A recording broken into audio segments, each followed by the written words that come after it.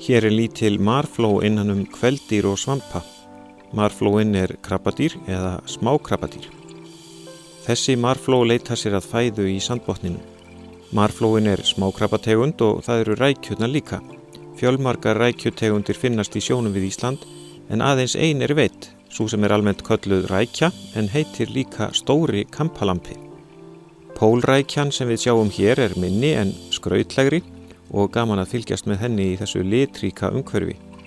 Ýmsum kemur á óvart hvað mikla dýrð getur verið að finna í sjónum við Ísland. Hér eru 2 pólrækjur, lítil og stór. Þarna skríður marfló eins og fluga á svampi.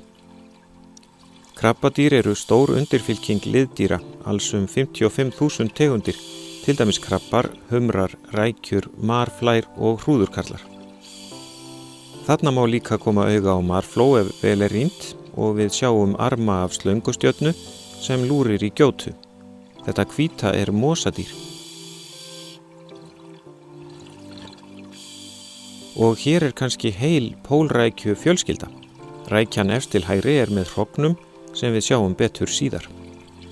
Krabbadýr lifa ýmist í vatni eða sjó, en nokkrar tegundir eingöngu á þurru landi. Flestum koma í hug krabbar eða kannski humrar þegar talað krabbadýr. Þessar stóru tegundir eru þó fáar miðað við þann aragrúa smákrabbadýrategunda sem í sjónum býr. Þau eru út allt ef vel að gáð. Við sjáum líka unga stærri tegunda eins og kuðungakrabba. Þetta stóra hvíta bertálkni sem snígiltegund, en fyrir neðan sjáum við litla smákrabbategund, ögn, í góðum felulitum.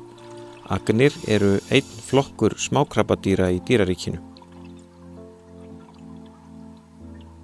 Þarna hins vegar lítill einbúakrabbi á svampi. Einbúakrabbinn finnur sér kuðung til að búa í og endurnýjar hann eftir því sem hann stækkar sjálfur.